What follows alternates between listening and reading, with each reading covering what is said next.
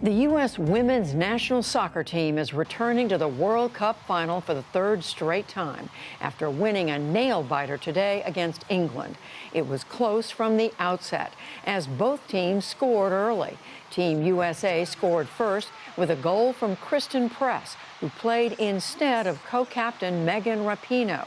England retaliated soon after. Then the U.S.'s other co-captain, Alex Morgan, scored the second goal. In the second half, England appeared to tie the match, but the goal was taken back on a penalty call. England had one more shot to tie it on a penalty kick. It was Steph Houghton against the American goalie, Alyssa Nair. On the whistle, Houghton is ready, so is Nair. Houghton shot, saved by Nair! On Sunday, the U.S. will defend its World Cup title against the winner of the Netherlands-Sweden match, which will be played this weekend. Brianna Scurry knows something about winning saves. She was the starting goalkeeper for the U.S. women's national soccer team in the 90s. She was a two-time Olympic gold medalist. She was also goalie for the 1999 World Cup champions. Brianna Scurry, welcome back. Thank you. To the News Hour. Yes. So I know you were celebrating, you were pumping your fist just now watching that. Explain it. What happened today? So today was an amazing win for the USA, but also throughout the entire tournament, the goalkeeping of the USA has been a question mark because Alyssa Nair, this is her first time ever playing in a major tournament, whether it's a World Cup or an Olympics. And so for her to make that huge save at the very end of the game was so crucial for her to be able to prove to herself and to everyone that USA is here to play and that she's a big part of this team. Was there a question about that before? There was a little question about it because whenever a goalkeeper comes in and it's the first time, you just really don't know what you're going to get. And even though the USA has had a really great run at the tournament, Alyssa hasn't had to do a whole lot up until today. So a lot of conversation before the game was getting started that Megan Rapinoe was not going to be playing, that she didn't warm up. And yet they won. Yes. So does that tell us something? What it tells you is that this is 23 players, and it's an entire team, and Megan Rapinoe, when she's needed, does her job incredibly well. She scored the 2 goals the game before and the 2 goals the game before that, but today wasn't able to go. I mean, I believe it was a slight hamstring injury that they didn't think was able to go through. But you know what? The team picked up. Kristen Press came in and played, got a goal right away, and then Alex Morgan finished it off, and Alyssa did her part. So a team with depth. Yes, Is that what you're saying? Absolutely. This is the deepest team I've ever seen. You essentially have 2 11-side teams that are just as fantastic as any other team in this tournament. So how much competition was England? I heard some conversation afterwards about the formation that they used and so forth, but how did you see that? Well, a tournament like this is interesting because a team will play a certain way the entire way through the tournament, and England had been playing incredibly well. But when a team comes up against the United States, they often change their system or their personnel, and that's exactly what England did. They did have a great run at it. They did have an opportunity, as you saw in the video. They actually almost appeared to tie the game, and so they had a fantastic run at it. They really should be proud of what they've done.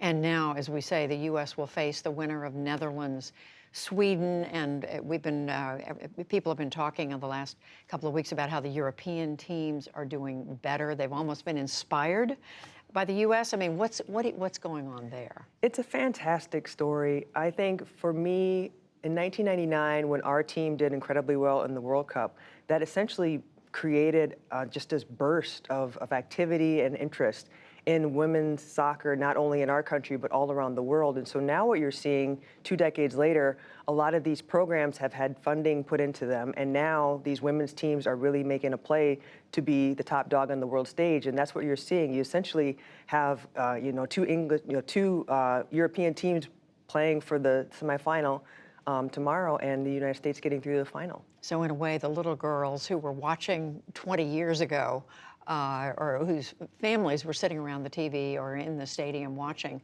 are now able to play themselves. Yeah, it's an amazing thing, isn't it? I mean, for me, it's so gratifying to see these players who saw my '99 team do something and now they're doing the exact same thing. So, you know, there is more interest in women's soccer. I mean, how do you see the change? I mean, I was reading some numbers today about how many people, 1 billion people following this globally. How much of a change has there been? Oh, it's enormous. It's exploded, really. I think social media is really a big part of that change. Not only social media, but also sponsorship.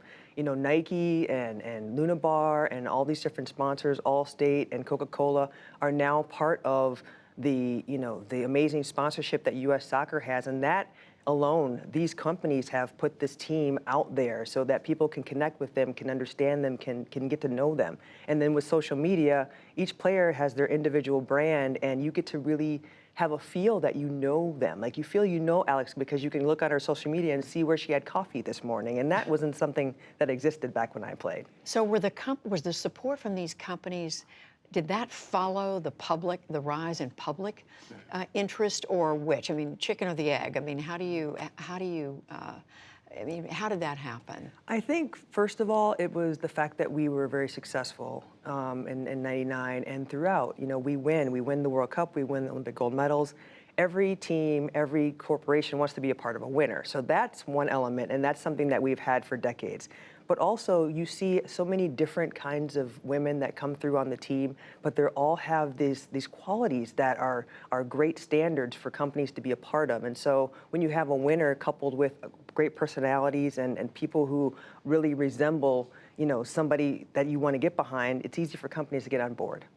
At the same time, we know there is still a disparity in pay for men, between what men are paid and what women are paid for the same sport. And we know there's been a lawsuit that is, I guess, now in mediation. Yes. Are we going to see that gap close, or how much are we going to see what women are paid come closer to what the men earn? I think ever since 1999, my team started the whole battle with equality and equity in pay.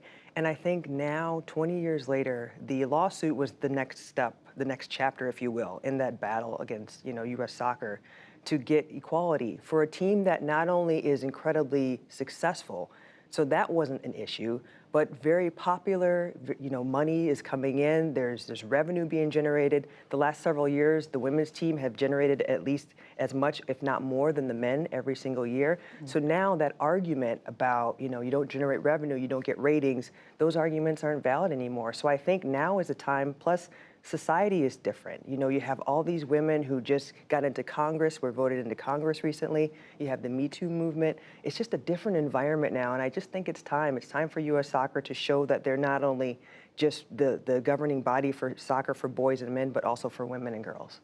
So clearly, you want to win for the U.S. women in the final. What more do you want for U.S. women's soccer? What I want is I want everybody to see the amazing inspiration that these women are. I mean, they are out there, even though they're having this battle going on behind the scenes, they're still out there, you know, expressing themselves and doing their jobs and making it work and being very personal. And they're inspiring not only a nation, but a world, really. And I really think that it's important that U.S. Soccer and other sponsors get behind them and actually lift them up and be able to have a next World Cup or next Olympics where we're not actually having to fight anymore for equal pay. And I think of the little girls who are out there watching. Yes. It may be their turn. Yes, absolutely. 10, 20 years from now. Definitely. Brianna Scurry, who is legendary in U.S. women's soccer, thank you. Thank you for having me.